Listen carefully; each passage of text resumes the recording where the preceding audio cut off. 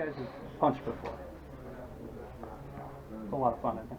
I'm ready for it to start off. I keep going to the Delta, and I get this rod in my hand for 2 hours, and I get one bite, and I get really depressed.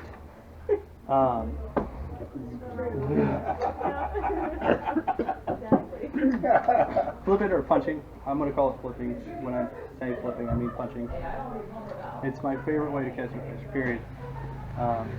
Big weight, big line, big rod, big hook, and usually big fish, hopefully.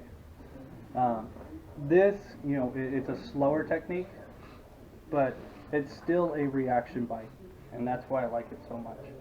It's still something I can cover a lot of water with, because usually you flip it in there, it falls at about 400 miles an hour straight down, and they grab it on the way down, and then you got a fish. You're on. You know, the battle ensues with that thing pulling that rod. You know, it makes the screech. Everybody's heard the screech of the rod. That's the best thing ever. That's what we want. What's the weight on that one? So this is 1.5 ounces. I'll go over the setup real quick. I use 3 weights. That's 1.5 ounces. I use 1.5 ounces, 1 ounce, or 3/4. And I like to use the lightest weight I can get away with for the vegetation I'm fishing. If I'm fishing those really thick hyacinth mats that have been just blown up into the delta, into the corners of the delta by the wind, I'll use 1.5 ounces. But if I can drop down in a weight, you know, if I can drop down to 1 ounce or even a 3/4 and get through easily, I will definitely do that, because you're going to get more bites on a lighter weight. I always use a punch skirt. You know, I think this is a California Reservoir Lures punch skirt. My new favorite bait to flip with is this Rage Craw from Strike King, and it's actually in that color. This is Falcon Craw. If I'm flipping or punching on the Delta, that's probably going to be my setup 90% of the time. Unless they're eating bluegill, then I'll change it up a little bit, and I'll just go to a green. Big hook. I like a 4/0. You know, every hook company makes a flipping hook these days. Get whichever company you have a lot of confidence in. You know, that one's the owner. I got Gamakatsu in here. I like the Gamakatsu, super heavy. That's probably the one I'd recommend the most. And then I'm going to give away one of Ken's tips and tricks with this line, because he's right here. So you see how that's yellow? It's yellow braid. Yeah. He's stealing my stuff. I know. I'm just getting to it before you. So yellow braid. I like yellow braid when I'm punching.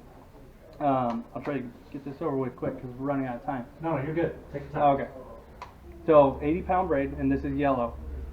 I do this for a few reasons, mostly because Ken told me to. But when you have yellow braid, it shows up so much better as compared to green. You know, everybody's seen the braids that we have out here. A lot of them are green. They come green. That's kind of the standard color. But when you think about it, when you're flipping into grass, which is green, and you're throwing green braid, it's going to blend in. You're not going to notice a lot of bites that you would if you have this yellow. This yellow, it magnifies the bites that you get when you're flipping. If I flip into the Eladia, or everybody calls it hydrilla, Eladia on the Delta, just the grass lines like that, I can see this 100 times better, and I can see whatever that line does. If that line twitches on the way down, I see it. You know, I don't have to squint my eyes with the green braid. Was that a bite? Was that not? The second you question if that's a bite or if it wasn't, that's when you already lost that fish. It happens so quick. So when this falls down and it's yellow and it's just a complete contrast to that green, I can see whatever that line does. And the other important part to this too is the black. You obviously want to paint it black. Get a big Sharpie, cut a slit through it, run it up your line. The thing I do is I try to figure out how deep I'm flipping that day. So if I'm flipping in 4 feet of water, I want to black out 4 feet of line, and I'll measure it out exactly to make sure I know where that is right there. Where that black meets the yellow, that's my strike indicator a lot of times. That's going to tell you when you have a bite, when you can't feel it. If I flip in there and I got a big mat of grass and I flip in there and I know it's 4 feet deep, I have 4 feet of my line blacked out, and it falls and I still have 2 feet of black showing, it stops. I'm setting the hook, because that's a fish, and it's usually a better one. When they suspend a lot in the thicker grass. You wouldn't think about it, you wouldn't think that happens very much, but they do. When you get a high, bright blue day and no wind, a lot of times they'll act like any other fish. They're going to suspend. They're not going to be very active. So when you flip it in there and it falls 2 feet and you got 2 feet of black showing before your yellow, and you know it's 4 feet, you need to be swinging, because that's a big one that grabbed it on the way down.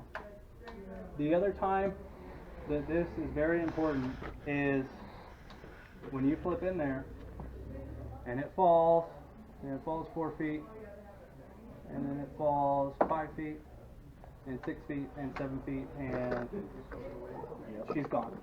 And you set the hook, you flip right to that post right there, and you set the hook and your line's under your feet. That's a big one.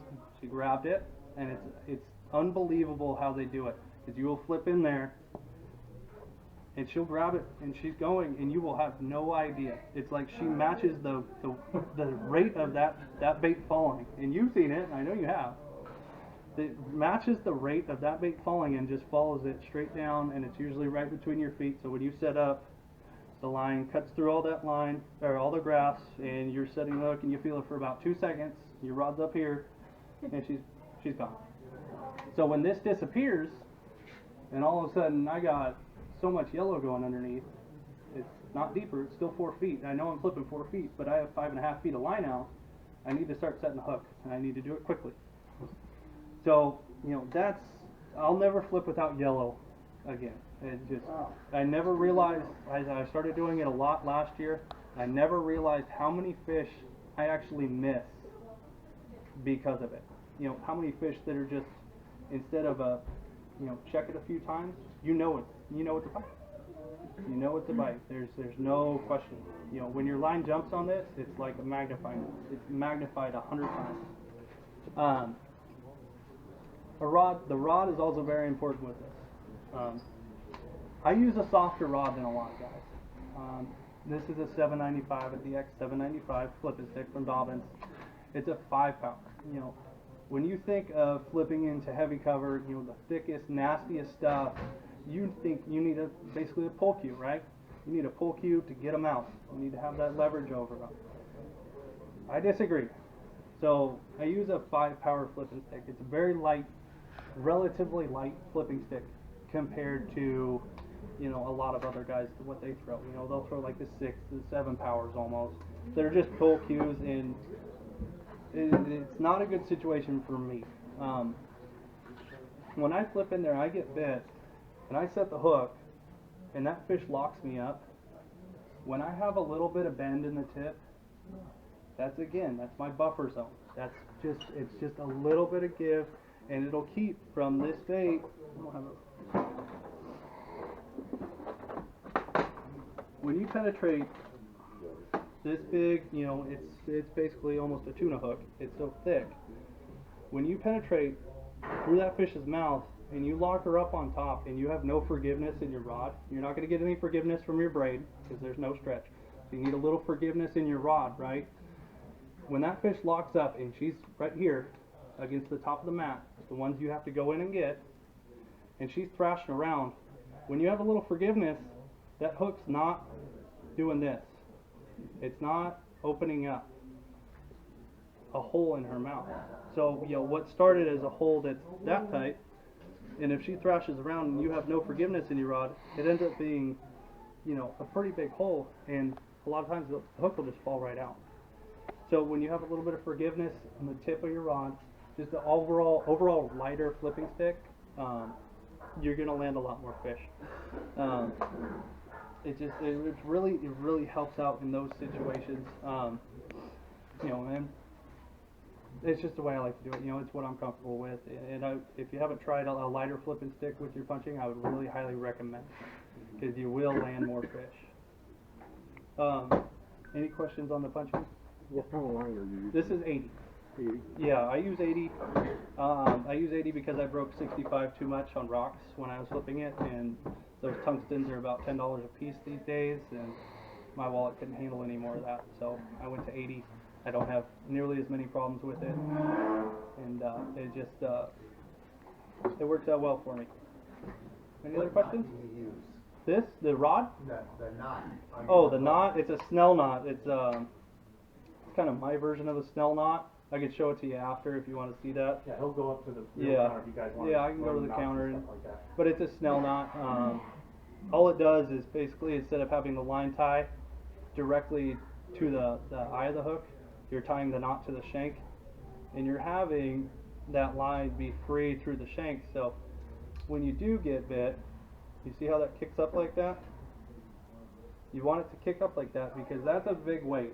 You know, this is, I don't know how wide it is, 5/8 of an inch wide of a weight. So when that bait's in that fish's mouth, you need to get that weight out of that way, out of the way of the hook point somehow. And when you have a snell knot, you see how it kicks up like that? It gets the weight out of the way. It negates the weight obstructing the gap of your hook, and your hookups go way up. Because if you're just pulling straight, your hook gap is basically cut in half by that weight. So a snell knot's the way to do it. It's the way I like to do it. It's the way about everybody does it these days, and it works well. And I can show you how to tie it up there if you want. I'm about out of time, right? Yeah. I have So one line question. Yeah. I know you can't do it when you're tournament fishing, but when you're pre-fishing, how often do you retie your bait? Free fishing? Not very much. Not very often. No. And changing the line on your reel? Changing the line, I do it quite. If I'm in a big tournament, I'll do it every night. Every night. Every night. But if No. you're just pre-fishing? Pre-fishing, no, I just run that line. I'm not too concerned with losing fish in pre-fish. You never lose them in pre-fish. You always lose them in the tournament anyway. Yeah. Thank you. Yeah. Let's give Brian a hand. Everybody get a raffle ticket? No.